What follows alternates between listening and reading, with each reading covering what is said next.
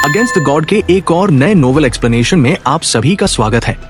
पिछले एपिसोड के last scene में देखा था कि जी का मुंह खुला का खुला रह गया। 30%। दूर कोने में छिपे डोंगफैंग शियू और किन वुशांग ने जब यूनचे की बात सुनी तो वो दोनों अपनी जगह से उछल ही पड़े। यूनचे ने ब्लैक मून मर्चेंट गिल्ड की कमाई का 30% हिस्सा मांगा था। अब समझने वाली बात यह है कि ब्लैक मून मर्चेंट गिल्ड कोई छोटी मोटी दुकान नहीं थी।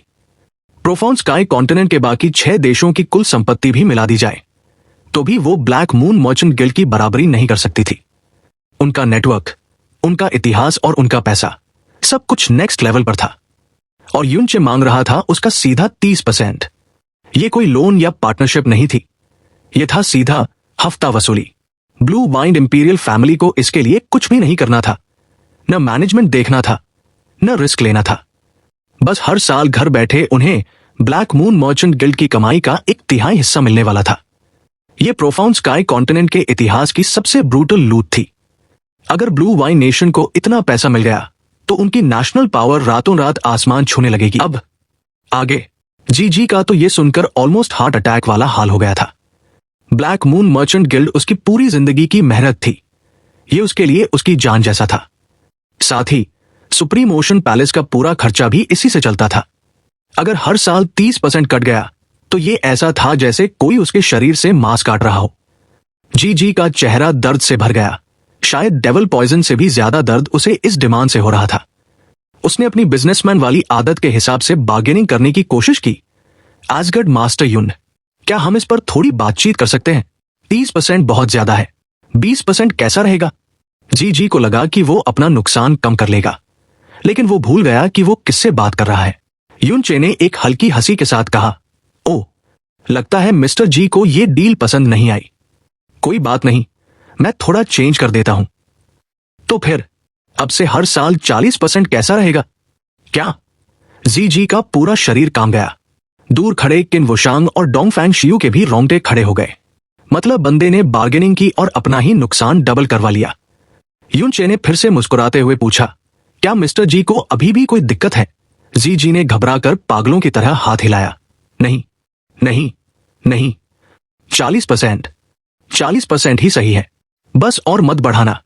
जी का दिल खून के आंसू रो रहा था।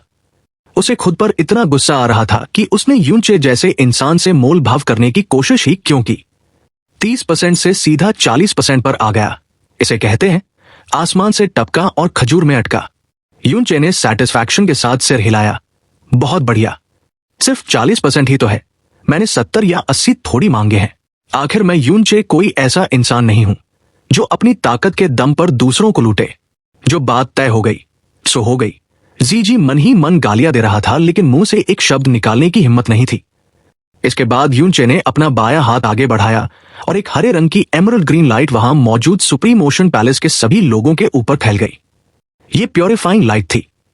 देखते ही देखते कुछ ही पलों में उन सबके शरीर से वो जानलेवा डेविल पॉइजन पूरी तरह साफ हो गया। जिन लोगों को लग रहा था कि वो मरने वाले हैं, उनका दर्द गायब हो गया। हालांकि उनके शरीर अभी भी कमजोर थे क्योंकि पॉइजन ने उन्हें अंदर से खोखला कर दिया था, लेकिन कम से कम अब उनकी जान खतरे में नहीं थी। सुप्रीम ओशन पैलेस के बड़े बड़े वेनरेबल वंस अपनी जगह से उठे और उन्होंने यूनचे के सामने झुककर उसे थैंक्स बोला। उन्हें नहीं पता था कि जी ने उनकी जान बचाने के लिए कितनी बड़ी कीमत चुकाई है, हर साल अपनी कमाई का 40%। यूनचे ने ठंडे अंदाज में कहा, सुप्रीम ओशन पैलेस को बहुत नुकसान हुआ है। अगर तुम लोग अभी भी इस समुंदर पर राज करना चाहते हो तो इसे धीरे धीरे रिपेयर कर लेना। और हां, मून स्लॉटर डेविल नेस्ट के अंदर की वो काली एनर्जी अब खत्म हो चुकी है, तो वहां पहरेदारी करने की अब कोई जरूरत नहीं है। वेनरेबल पर्पल ने हाथ जोड़कर कहा, इस जानकारी के लिए शुक्रिया एसगर्ड मास्टर युन। तभी जी जो अब पॉइजन से फ्री हो चुका था, धीरे धीरे उठा। उसने अपनी गोद में मरती हुई कु फैंगी, सॉवरेन ऑफ द सीज, को उठा रखा था। उसका चेहरा दुख से भरा हुआ था। उसने कहा, एसगर्ड मास्टर युन, मैं जानता हूं कि मेरे पास सॉवरेन की गलतियों के लिए माफी मांगने का कोई हक नहीं है, लेकिन वो अब अपनी जिंदगी के आखिरी पल गिन रही है। मैं बस आपसे इतनी रिक्वेस्ट करता हूं कि मुझे उसे लेकर जाने दे ताकि वो शांति से मर सके। इस समय को फैंगी बिल्कुल बेजान सी जी की बाहों में पड़ी थी। वो खून से लथपथ थी और उसकी ऑरा इतनी कमजोर हो चुकी थी कि महसूस भी नहीं हो रही थी। शुआनिवान बेंटिन की पावर ने उसे पूरी तरह क्रिपल कर दिया था। वो सॉवरेन ऑफ द सीज, जिसका नाम सुनकर लोग कांपते थे, आज वो बस एक साधारण कमजोर औरत लग रही थी। लेकिन कम से कम इस बुरे वक्त में भी उसका पति जीजी उसे कसकर पकड़े हुए था। यूनचे ने जब जीजी को कुफेंगे को ऐसे बेब्सी से पकड़े हुए देखा तो उसे अपना पुराना वक्त याद आ गया। उसे याद आया कि कैसे सालों पहले वो भी अपनी लिंगर को ऐसे ही बाहों में लेकर रोया था और कुछ नहीं कर पाया था। वो दर्द, वो लाचारी। यूनचे ने गहरी सांस ली और पूछा, अगर मैं उसे बचा लूं तो बदले में मुझे क्या दोगे? जी के कदम वहीं जम गए। वो झटके से पलटा और यूनचे के सामने घुटनों के बल गिर गया। उसकी आवाज कांप रही थी, मेरी जान, मेरी जिंदगी, अगर आप उसे बचा ले तो ये बूढ़ा जी अपना सब कुछ आपको देने को तैयार है। जो आप मांगेंगे वो मैं करूंगा। प्लीज आसगर्ड मास्टर युन, मुझ पर दया करें। अगर मैं इस जन्म में आपका कर्ज नहीं चुका पाया तो अगले जन्म में चुकाऊंगा। बस उसे बचा लीजिए। कुफेंगे की आंखों से भी आंसू बह रहे थे, हालांकि वो कुछ बोल नहीं पा रही थी। यूनचे ने अपना चेहरा घुमा लिया। उसे कुफेंगे से नफरत थी, बहुत नफरत। लेकिन जी का ये प्यार और सैक्रिफाइस देखकर उसका दिल पिघल गया। ये वही सिचुएशन थी जिसमें वो कभी फंसा था। उसने आगे बढ़कर अपना हाथ बढ़ाया। सीनियर जेडाई, प्लीज खड़े हो जाइए। मैं आपका जूनियर हूं, मुझे शर्मिंदा मत कीजिए। उसे नीचे लिटा दीजिए, मैं उसे बचा लूंगा। जी को अपने कानों पर यकीन नहीं हुआ। वो इतना इमोशनल हो गया कि उसका शरीर कांपने लगा। उसने कुफेंगे को बहुत प्यार से जमीन पर लिटाया। यूनचे उसके पास बैठा और अपना हाथ उसके सीने पर रखा। उसने हेवन एंड अर्थ की प्योर एनर्जी को इकट्ठा किया और उसके शरीर में डालना शुरू कर दिया। कुछ ही मिनटों में कुफेंगे के अंदर बची खुची डेविल एनर्जी खत्म हो गई और उसकी लाइफ फोर्स वापस लौटने लगी। पूरे 7 मिनट बाद यूनचे ने अपना हाथ हटाया। कुफेंगे अभी भी बेहोश थी, लेकिन उसके चेहरे पर अब लाली आ चुकी थी, जो इस बात का सबूत थी कि वो अब खतरे से बाहर है। यूनचे ने कहा, अब उसकी जान को कोई खतरा नहीं है। हालांकि उसकी प्रोफाउंड वेन्स बहुत डैमेज हो चुकी है, तो उसकी स्ट्रेंथ गिरकर टायरेंट प्रोफाउंड रेल्म तक आ जाएगी, पर जिंदा रहेगी। जी ने रोते हुए यूनचे के सामने सिर झुका दिया। शुक्रिया। यूनचे ने उसे बीच में ही रोक दिया और मुड़ते हुए कहा, मुझे तुम्हारा शुक्रिया नहीं चाहिए। मैंने उसे तुम्हारे लिए नहीं बचाया और न ही उसके लिए। मैंने उसे अपने लिए बचाया है। अब जल्दी से इसे यहां से ले जाओ। यूनचे ने ये इसलिए किया ताकि वो अपने दिल के उस पुराने घाव को भर सके जो लिंगर की मौत से उसे मिला था। जी ने कुफेंगे को उठाया और वहां से जाते हुए कसम खाई कि वो जिंदगी भर यूनचे का ये एहसान नहीं भूलेगा। सुप्रीम ओशन पैलेस के लोग बच गए थे, लेकिन एब्सोल्यूट मोनार्क सैंक्चुरी वालों की हालत अभी भी खराब थी। वो लोग अभी भी जहर से तड़प रहे थे। जी को जाता देख वो लोग भी उम्मीद भरी नजरों से यूनचे को देखने लगे और गिड़गिड़ाने लगे, एसगर्ड मास्टर युन, प्लीज हम पर भी रहम खाइए। हमारे शरीर से भी ये जहर निकाल दीजिए। यूनचे ने उनकी तरफ देखा। उसकी आंखों में कोई दया नहीं थी। उसने ठंडे शब्दों में कहा, सुप्रीम ओशन पैलेस ने मुझे अपनी कमाई का 40% दिया है, तब जाकर मैंने उन्हें बचाया। तुम लोग मुझे क्या दे सकते हो? मुझे तुम लोगों को मुफ्त में बचाने का कोई शौक नहीं है। कम से कम अपनी जान की कीमत के बराबर कुछ ऑफर करो। एब्सोल्यूट मोनार्क सैंक्चुरी के एल्डर्स की हालत पतली हो गई। स्पिरिचुअल मास्टर 9 लैमेंटेशंस ने कांपते हुए कहा, अगर आप हमें बचा ले तो हमारा सैंक्चुरी भविष्य में आपके किसी भी काम के लिए कभी मना नहीं करेगा। यूनचे ने तुरंत मना कर दिया, मुझे उसकी जरूरत नहीं है। जो तुम कर सकते हो वो मैं तुमसे बेहतर कर सकता हूं। मुझे नहीं लगता कि मुझे कभी तुम लोगों की मदद की जरूरत पड़ेगी। तभी एब्सोल्यूट मोनार्क सैंक्चुरी के सेंट एम्परर हुआंगजी वुयू ने, जो खून की उल्टियां कर रहा था, कहा, मैं जानता हूं कि मुझे आपसे कुछ भी मांगने का हक नहीं है। अगर मेरी जान लेकर आपका गुस्सा शांत होता है तो मैं अभी अपनी जान देने को तैयार हूं। बस मेरे सेक्ट के लोगों को बचा लीजिए। यूनचे ने मुंह फेर लिया, तुम्हें मरना है तो मरो, वो तुम्हारी प्रॉब्लम है। ये जहर शुआनिवान बेंटे ने दिया है, मैंने नहीं। तो मुझसे भीख मत मांगो। तभी शिया युआनबा आगे आया। वो यूनचे के सामने गिड़गिड़ाने लगा, ब्रदर इन लॉ, प्लीज, मानता हूं कि इन्होंने गलतियां की हैं, लेकिन ये लोग बुरे नहीं हैं। ये मेरे मास्टर की तरह ही राइटियस लोग हैं। प्लीज इन्हें बचा लो। यूनचे ने युआनबा के कंधे पर हाथ रखा। युआनबा, स्पिरिचुअल मास्टर एंशिएंट ब्लू तुम्हारे मास्टर हैं, इसलिए मैं उन्हें बचाऊंगा। लेकिन बाकी लोग नहीं। इन्होंने मुझे मारने की कोशिश की थी। मेरे पास इन्हें बचाने की कोई वजह नहीं है। युआनबा बेचारा रोने जैसा हो गया। लेकिन तभी एक अनएक्सपेक्टेड ट्विस्ट आया। हुआंग जी वुयू की आंखों में एक चमक आई। उसने अपनी पूरी ताकत लगाकर खुद को खड़ा किया और युआनबा को अपने पास बुलाया। युआनबा, यहां आओ। युआनबा समझ नहीं पाया कि क्या हो रहा है। वो पास गया।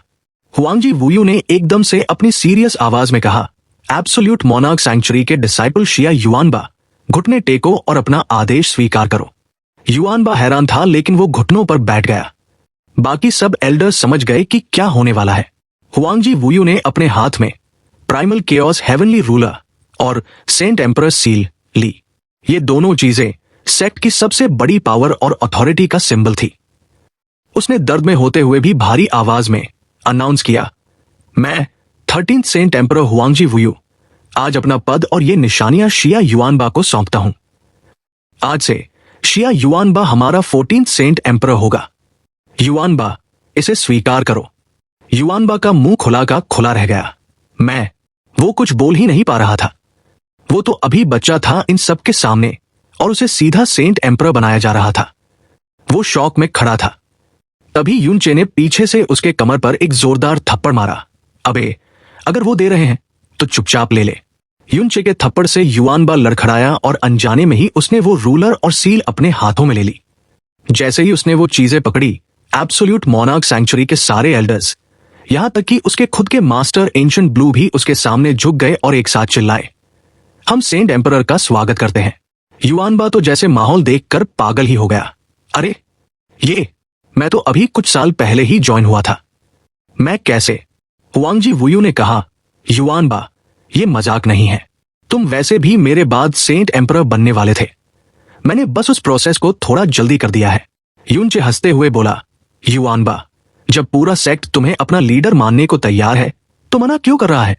सोच, तेरे पिताजी को पता चलेगा तो वो कितने खुश होंगे। और हां, अगर ये सब लोग अब तेरे आदमी बन गए हैं, मतलब मेरे साले साहब के सबॉर्डिनेट्स हैं, तो अब मैं इनके जहर को निकालने के बारे में सोच सकता हूं। युनचे का ये लॉजिक सुनकर युआनबा को थोड़ी राहत मिली। उसने जल्दी से कहा, ठीक है, लॉर्ड सेंट एम्परर, मास्टर, आप सब प्लीज खड़े हो जाइए।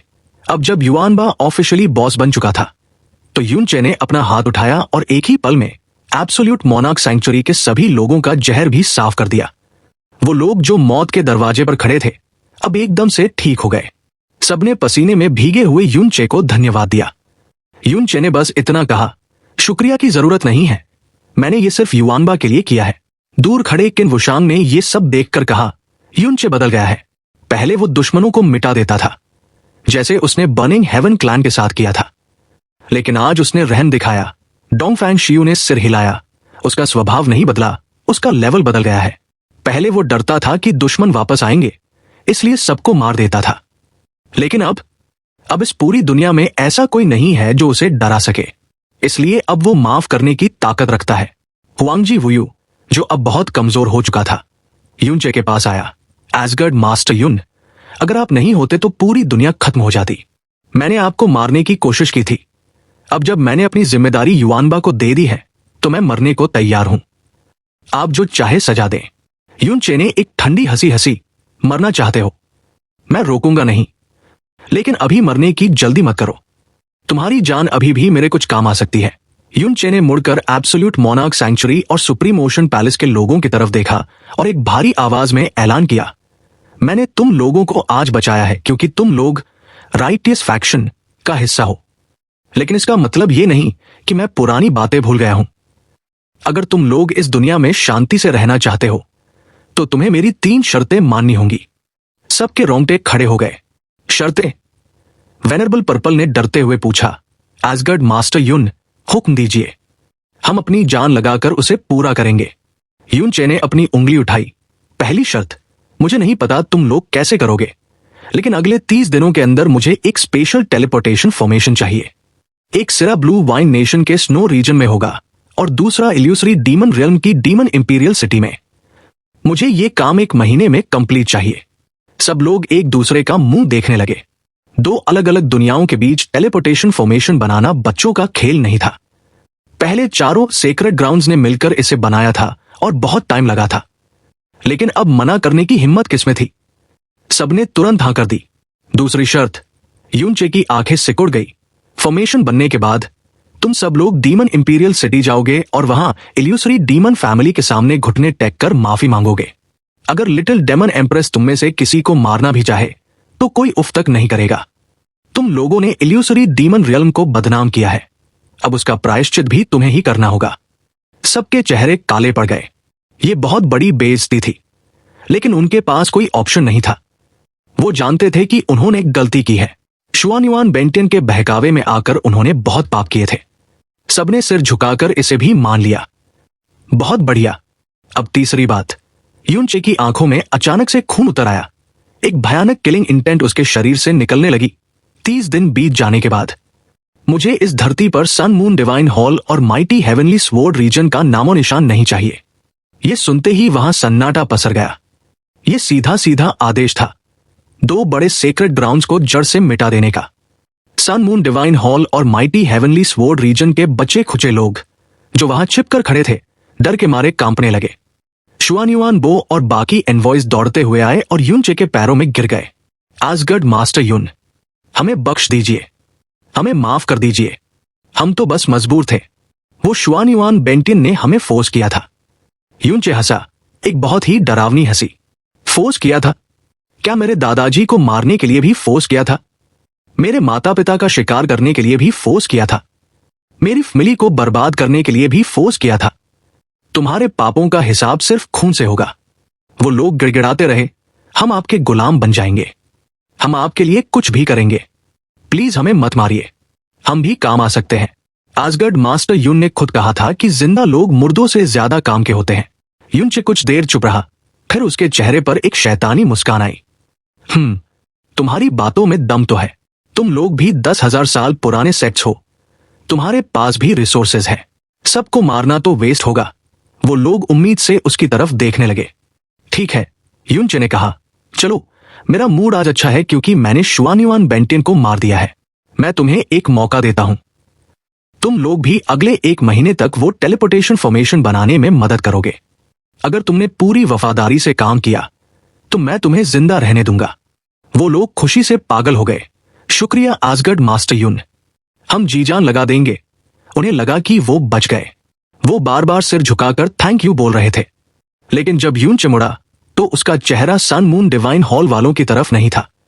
उसके सबसे करीब हुआंगजी वुयू खड़ा था, और उस पल हुआंगजी वुयू ने यूनचे के चेहरे पर एक ऐसी मुस्कान देखी जो किसी इंसान की नहीं बल्कि साक्षात यमराज की लग रही थी।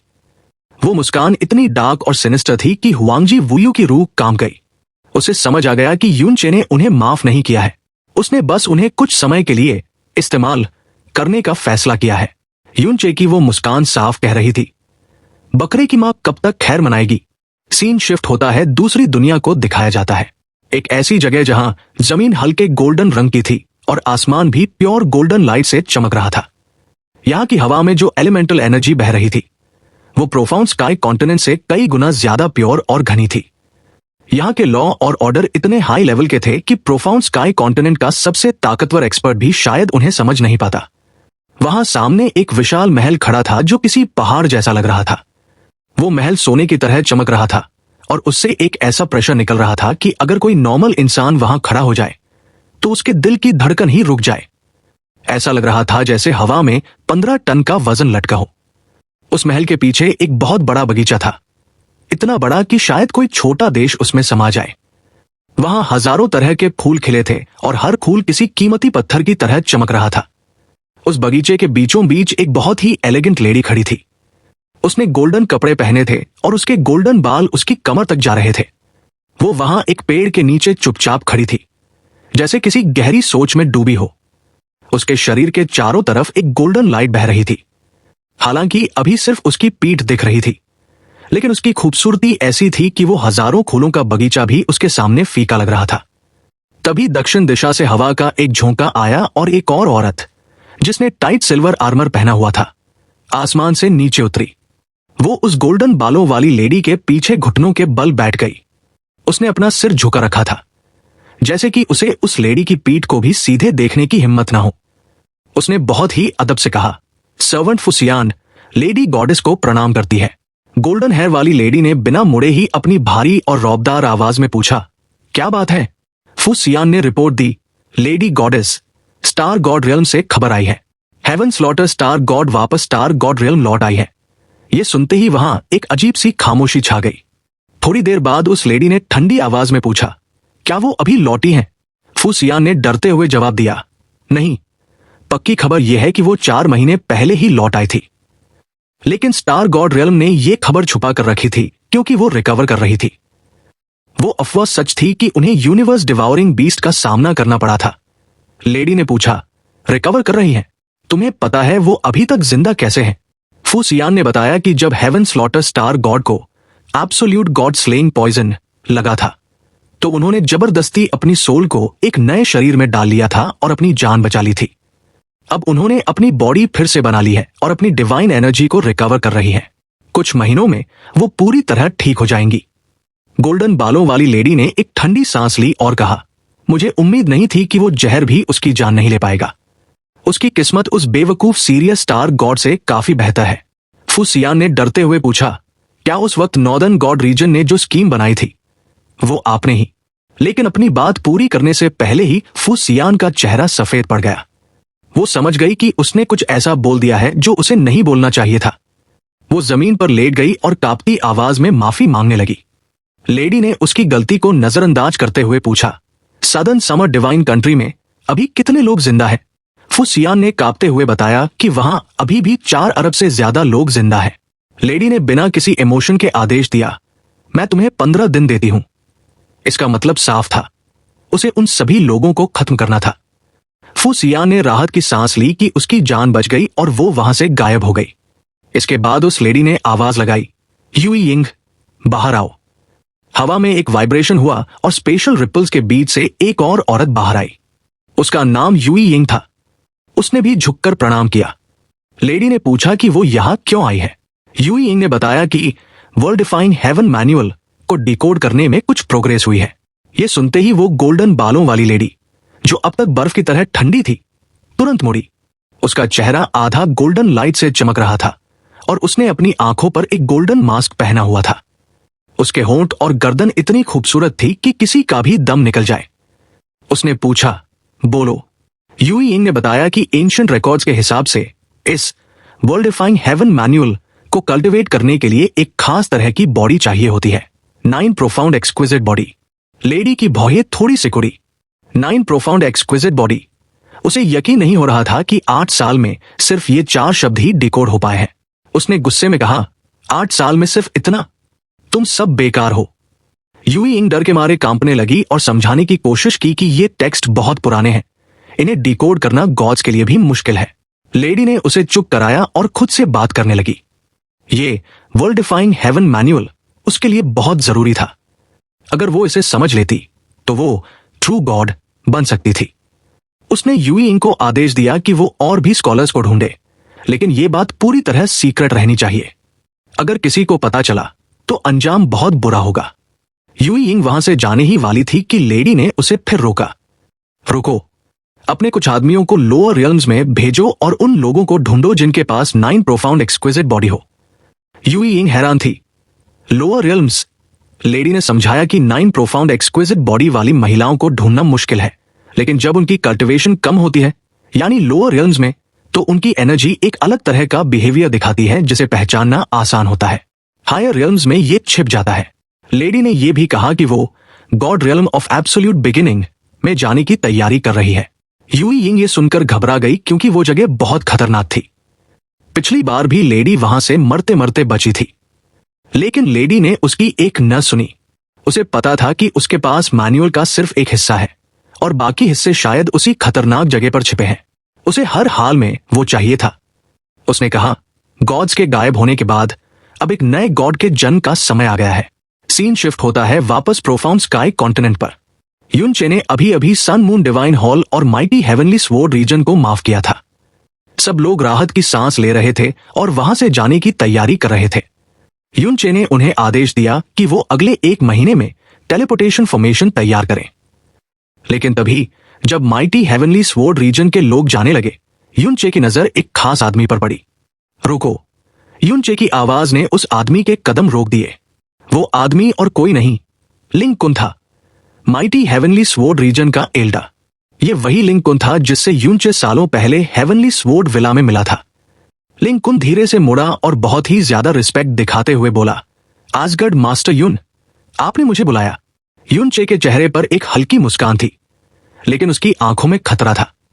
उसने कहा, सीनियर लिंग, हम पुराने दोस्त हैं। आप तो बिना मिले ही जा रहे थे। ये तो अच्छी बात नहीं है। लिंग कुन अंदर ही अंदर डरा हुआ था। वो जानता था कि यूनचे बिना मतलब के उसे नहीं रोकेगा। उसने बहाने बनाने की कोशिश की कि वो यूनचे जैसे महान इंसान का समय बर्बाद नहीं करना चाहता। तभी यूनचे का टोन बदल गया। उसकी मुस्कान गायब हो गई और आंखों में मर्डर उतर आया।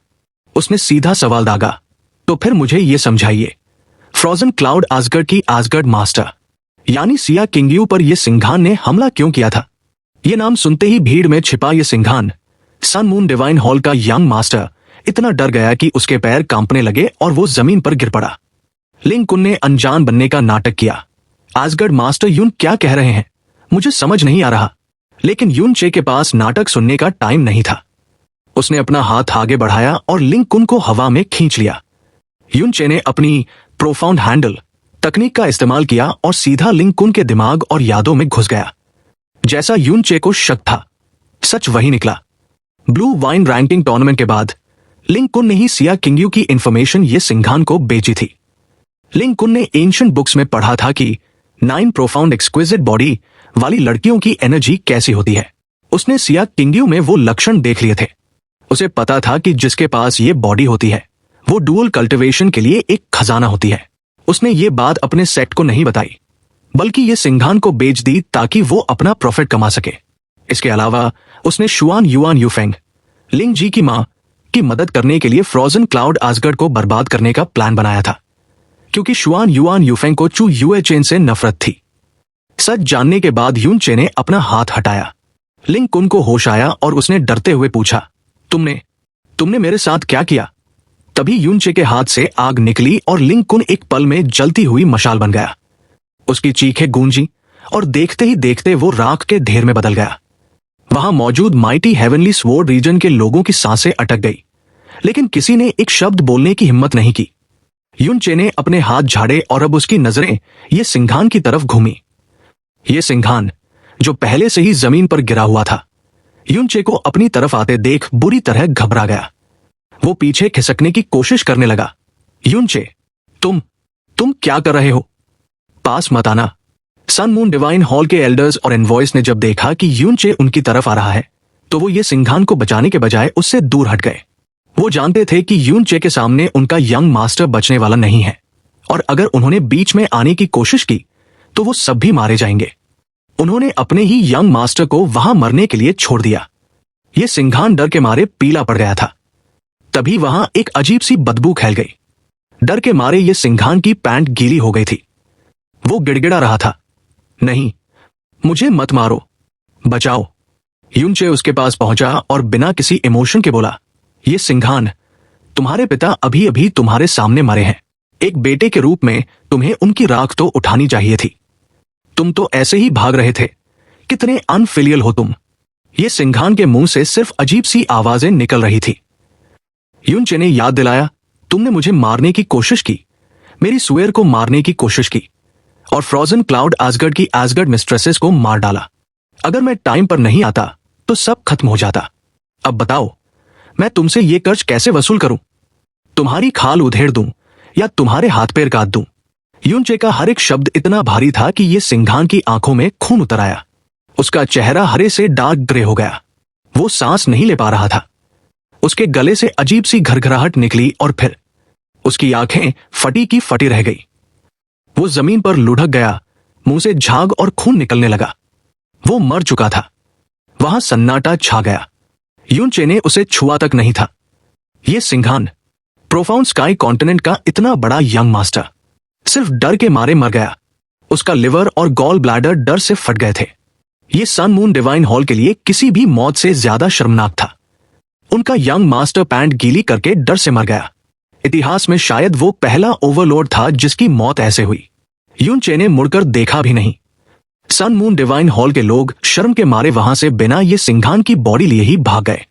उन्हें इतनी बेइज्जती महसूस हो रही थी कि वो एक पल भी वहां रुकना नहीं चाहते थे।